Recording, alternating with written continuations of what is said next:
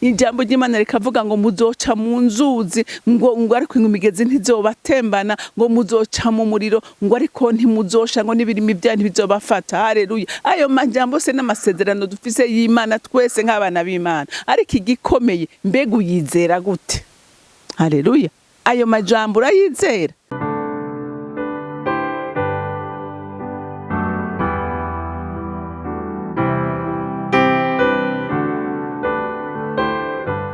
Bakunzi bahori CANAAN TV, ndanezerewe kandi gusubira guhura namwe ngo tuganire ijambo ry'Imana.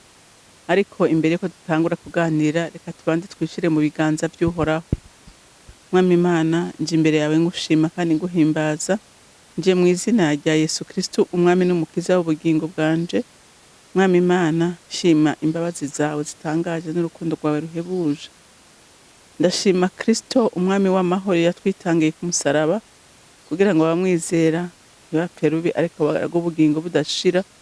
Ndahimbaza umufasha mwiza twahawe mpwemu yera, wari wahorana natwe atwigisha kandi aturongora muri byose.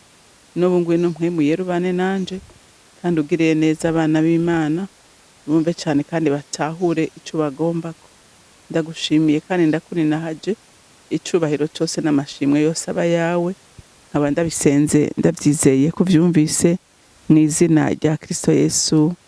Amen, amen.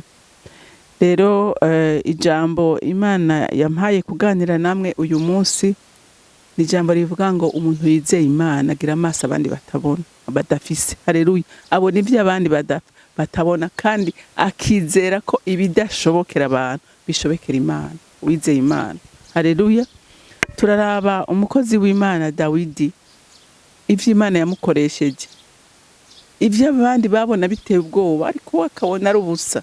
Rero abantu bafise amaso yizera babona ibintu abandi bibanyiganyiza, ahubwo bo bibatera imbaraga, akabona ngo icubahiro c'Imana kigiye gushirwa hejuru. Haleluya. Reka dusome muri Samweli wa mbere igice c'17, turasoma kuva ku murongo wa 27 dushikane ku murongo wa 29. Haravuga ngo abantu bamwishura nk'ivyo bari bahejeje kuvuga bati uwo mwica uko niko yohegwa. Maze Eliyabu mukuru we imfura ya se yumvise Dawidi avugana n'abo bantu, arashavura cane, aramubaza ati wazanywe n'iki? Mbega bwa butama wabusigaranye nde mu bugaragwa? Ndaza amanyama yawe n'ubugaba bwo mu mutima wawe. Erega icyakuzanye nukugira ngo urabe intambara. Dawidi aramwishura ati none nkoze iki? Ntikwari ukubaza gusa? Arahindukira araba uwundi nawe amubaza nk'ivyo, abantu basubira kumwishura nk'ivya mbere. Amen. Dawidi ngo se aramutuma mubwira ati genda urabe bakuru bawe ku rugamba, ko hariho bakuru be bari ku rugamba 3. Hanyuma ngo ashika yumva Goliyati ariko aratuka abanyisirayeli, abatukana n'Imana yabo. Dawidi ngo arashangashirwa, aravuga ati ibintu birabaho, birashoboka ko ingabo zingana gutya binyegeza izina ry'Imana riko riratukwa, n'ingabo z'ubwoko bw'Imana ziriko ziratukwa. Ngo yumva ishaka ry'Uhoraho rimuduzemo, aravuga ati mbega none ati uwo kwica umuntu vyogenda gute? Baramubara ati uwo kwica uyo muntu ubonye, ati umwami yavuze ko azomushingira umukobwa wiwe, ati kandi akacakura ikori ku nzu ya se. Yumva ati ndahaguruka mu izina ry'Imana. Ya Mana nizeye, ya Mana ihora ingwanirira, ya Mana ihora intabara. Haleluya. Ukwizera kwa Dawidi kuraduga, aravuga ati ibintu ntibishoboka, ntegerezwa gukura agasuzuguriro kuri Isirayeli, nongere nubahisha Imana yanje. Hanyuma ngo mukuru we, umva amaso yo gutizera, mukuru we ngo aramwumva, aramubaza ati Dawidi ibyo uri kuravuga nibiki? Waje mu ntambara canke waje kuturaba? Aramubara ati oya, jari cubonye nkoze. Urumva amwereka ko atakintu na kimwe ariko arakora. Amaso y'abutizera, amaso y'abanyabwoba. Haleluya. abona ibintu byose bitagenda, abona ibintu byose byapfuye. Ariko Dawidi we abona intsinzi. Haleluya. Abona ko Isirayeli igiye guhabwa intsinzi. Ariko abandi bose bari bihebye, bari bihebuye, kuko Goliyati ngo yari kigatanya. Haleluya. Yari kigatanya. Hama bakabona ata muntu numwe ashobora kumuhangara. Ariko umuhungu yuzuye ubwiza bw'Imana, umuhungu yuzuye kwizera, aravuga ati jewe ndagenda. Haleluya. Bantu b'Imana, nta kintu kibaho nko guhura n'umuntu atizera. Umuntu atizera iminsi yose aguca intege. Umuntu atizera iminsi yose akwereka ko ibyawe byapfuye atakigishoboka. Haleluya. Kandi umuntu atizera ntiyibuka. Umuntu atizera ntiyibuka aho Imana yamucishije. Ariko umuntu afise ukwizera ahagarara ku ntahe, akizera iyo Mana yakoze biriya ko ari ishobora gukora n'ibindi ahuye navyo. Ndagomba gutera intege umuntu wese umwanya yihebuye, acitse intege, abona ko ibyiwe byarangiye, abona ko atakigishoboka. Umve muntu w'Imana, akira ukwizera, haguruka, subira wambara ukwizera. Haleluya. Ukomere, wakira ukwizera, ukomere, umenye ko iyakoze biriya ntaho yaroye, kandi yakoze biriya ntihinduka. Haleluya. Haleluya. Ngo ihora ari umwizigirwa iminsi yose. Haleluya. Ahora ari umwizigirwa iminsi yose. Umuntu yizera ntakangwa n'ibihe. Ariko umuntu atizera niyo asenze agasengera ikintu, niyo agisengeye indwi imwe, abona Imana yatevye. Abona Imana yatevye akiheba. Ariko umuntu yizera aguma ahagaze arindiriye, ati ndazi ko ijambo ry'Imana rivuga ngo imyaka 1000 ingana n'umunsi umwe imbere y'Imana. Haleluya. Naho vyoteba Imana ije gukora byose uravyibagira, uribagira ibyo waciyemwo. Kujya umuvyeyi iyo ari kugise, haleluya, iyo ari kugise arababara. Hariho n'abakimara ku mwanya, ariko iyo umwana ashitse yibagira umubabaro. Haleluya. Rero nawe muntu w'Imana, ndakwifuriza kuduza ukwizera kwawe. Haleluya. Uwongerezwe ukwizera, wihangane, umenye ngo iyavuze niyo kwizerwa. Haleluya. Urumva mukuru we araje amuteye ubwoba, ati we wazanywe n'iki? Ati ndakuzi, ndazi amanyama yawe. Urumva ayisa amanyama kandi aruhize.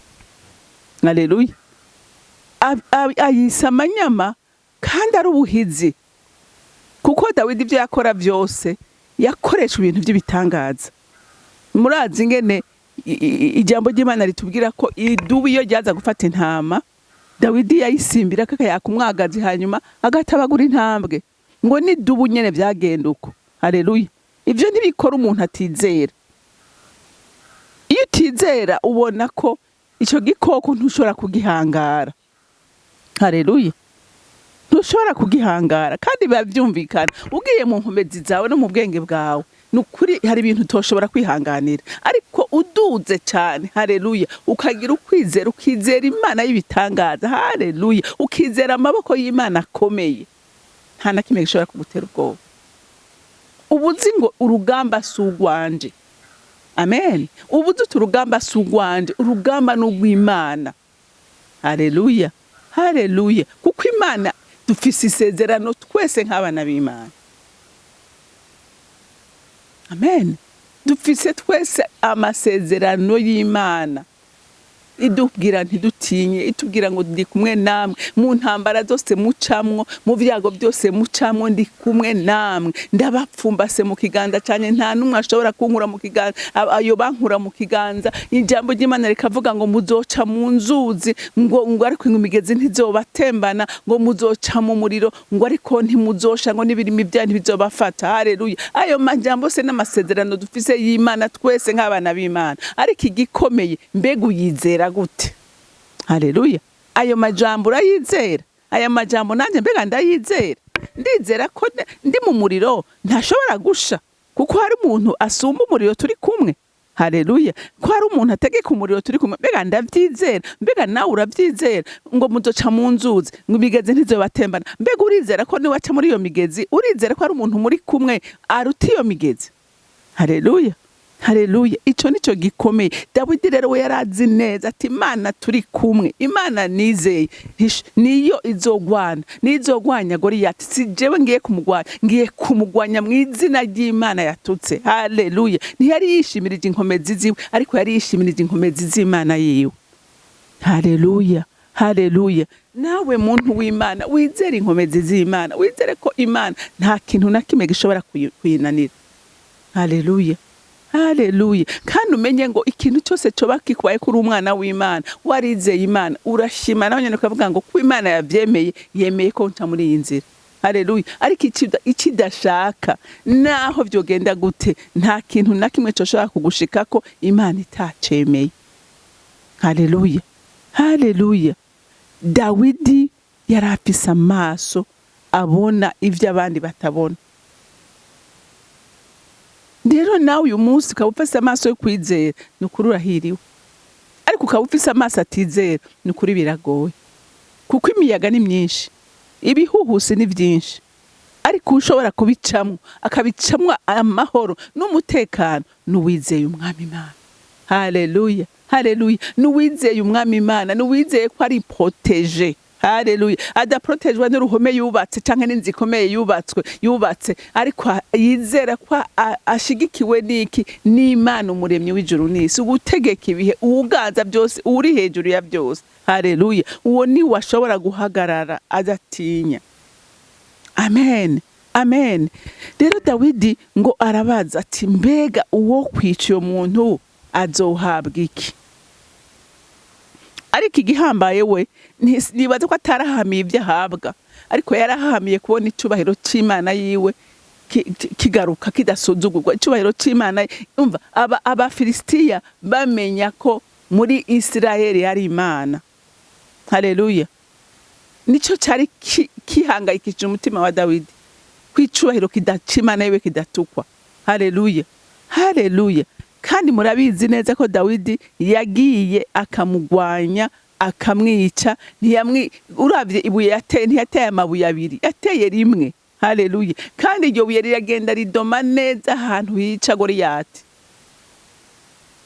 Uriko urasoma urazi ko Goliyati ngo yari yambaye ivyuma ahantu hose, ariko akonyene gato yasigaje aha mu gahanga, ngo iryo buye riragenda ritumbera. Ingenda kubwire muntu w'Imana, Imana niyaza kugutabara izotumbereza aho nyene, ntizohusha, kuko iraza icikora kugira ngo utabagwe. Haleluya. Ntawigisha inama, ntawibaza, ariko ico usabwa ni kimwe wewe gusa, ico usabwa no kuyizera. Haleluya. Ico usabwa no kuyizera, ukamenya ko ari Imana itananirwa. Haleluya, haleluya. Rero ico ndagusengera nanje nisengera nuko Imana yotwongereza ukwizera. Haleluya, haleluya.